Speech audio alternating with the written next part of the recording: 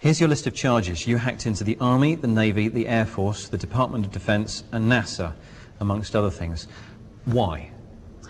I was in search of suppressed technology, laughingly referred to as UFO technology. I think it's the biggest kept secret in the world because of its comic value. But it's a very important thing. We've got old age pensioners can't pay their fuel bills. We've got countries being invaded to get award oil contracts to the West. And meanwhile, secretive parts of the secret government are sitting on suppressed technology for free energy. So how did you go about trying to find the stuff that you were looking for in NASA, in the Department of Defense? Well, I assumed that although it's part of a secret government project, there must be military ties. I'd read 400 expert witness testimonies, ranging from civilian air traffic controllers through military radar operators, all the way up to guys that were in charge of whether or not to launch nuclear missiles. So it's very credible people. All of these people had said that there are UFOs, they are alien. We're using anti-gravity and reverse engineered technology that came from captured UFO craft. We're using anti-gravity? Yeah. Right now? Who's using anti-gravity? Secret compartmented parts of the government. And I think we're being trickle-fed by the various defence contractors, so that I predict within the next 7 years we will have anti-gravity as a publicly usable phenomena. Okay, so how did you go about hacking into the computers to find what you were looking for? Well, unlike the press would have you believe, it wasn't very clever. I searched for blank passwords.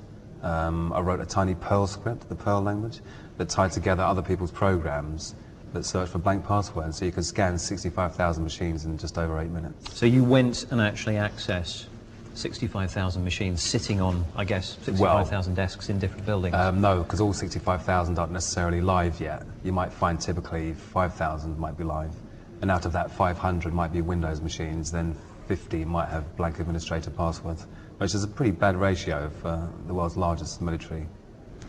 So you're saying that you found computers which had a high-ranking status, administrator status, yep, which hadn't had their passwords set, they were still set to default? Yeah, precisely. And in some cases it was thousands of machines, because they had an image. Rather than install Windows off a CD at every machine, you blat it onto an image, stick the image in all the machines, and every single machine has a blank local administrator password. So.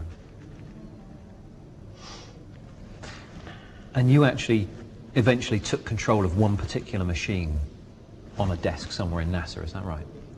Well, I mean, I had control of every machine that had a blank administrator password, because the door was open. So. And what did you use that to do? I was searching for files and evidence in relation to the UFO question. Okay. Were you the only hacker to make it in, past the slightly lower than expected lines of defence? Yeah, exactly. There were no lines of defence. There was a permanent tendency of foreign hackers.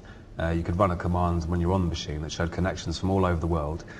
Check the IP address to see if it was another military base or whatever, and it wasn't. The General Accounting Office in America has again published another damning report saying that federal security is very, very poor. So let's get this straight. While you were on a machine inside one of these computers in the Department of Defense, say, there were other hackers logged onto that machine as well, from around the world? Yeah, you run your netstack command and you see the list, Turkey, Germany, Holland, everywhere. Are they all being prosecuted? No, because they weren't caught. I'm assuming. I mean, they could have turned out later on to be someone else that's been caught, but not as far as I know. I think that probably, because the security was so poor, it's probably foreign governments. How many times did you go back into this computer within NASA and the Department of Defense? Was it a one-time only? No, I mean, most computers, because I maintained a quiet presence and, wasn't running around causing, abundant damage, as is claimed.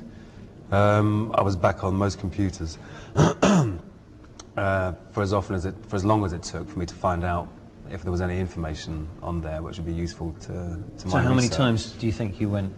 Over what kind of period were you hacking into these computers? Was it a one-time only? Was it for the course of a week? A couple of years. And you went unnoticed for a couple of years? Oh yeah, yeah. What if I was, say, a NASA employee and I was walking past the computer that you were connected to, what would I have seen on the screen? Would there be any clues to anyone that was there? Absolutely. That you were there? Yeah, I was using something a bit like PC Anywhere, called Remotely Anywhere, so I could actually see the desktop of the machine I had control of.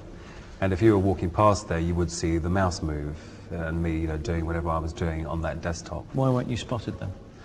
I was eventually, and it was at NASA that I was spotted. I even saw the chap's or woman's mouse cursor come down, right-click the local area network icon and choose disconnect, and that was me. So someone basically took the mouse off you, if you like, and in a way, cut yeah. the connection. Yeah, yeah. Why did it take 2 years before they caught you? Do you think there was no one there at the computer, or did they... yeah, because I used to be careful about the hours. So you would log on in the middle of the night, say? Yeah, you had to always be juggling like different time zones and stuff. And yeah, so you're doing it at night time, so hopefully there's not many people around. But there was one occasion where a network engineer saw me and actually questioned me, and we actually talked to each other via WordPad, which was quite strange. That was very, very strange. What did he say? What did you say? Well, he said, "What are you doing?" Which is a bit, you know, shocking. And I told him I was from military computer security, which he fully believed. And we had a little chat, and he tried to impress me with his virus knowledge and going into a DOS box, a console and stuff. And that was quite strange, talking to someone who's in charge of the place where you shouldn't be, and then not realising that you shouldn't have been there. And I guess that scared you enough to stop you doing it? No. Why? Because I felt like this free energy technology that I was after should be publicly available. I wasn't doing any damage. I was snooping around. I wasn't making their security poorer because the administrator password was already blank, so the door was already open. The only thing I was doing was installing my remote control program, which is commercially off-the-shelf available software, so you know, it shouldn't be a problem either. Did you find what you were looking for? Yeah. Tell us about it. There's a group called the Disclosure Project. They published a book which had 400 expert witnesses ranging from civilian air traffic controllers through military radar operators right up to the chaps that are responsible as to whether or not to launch nuclear missiles. So some very credible, very relied upon people, all saying that yes, there's UFO technology, there's anti-gravity, there's free energy, and it is extraterrestrial in origin, and we've captured spacecraft and reverse engineered it. And these are, you know, very solid, reliable chaps in charge of launching nuclear missiles. So, what did you find inside NASA? One of these people was a NASA photographic expert, and she said that in Building 8 of Johnson Space Center, they regularly airbrushed out images of UFOs from the high-res satellite imagery. And using the same blank password hunting technique, I got down to Building 8, got a few blank passwording machines there, and what she said was there. There was folders called filtered and unfiltered, or processed and raw, or something like that. I got one picture out of the folder, bearing in mind this is a 56K dial-up.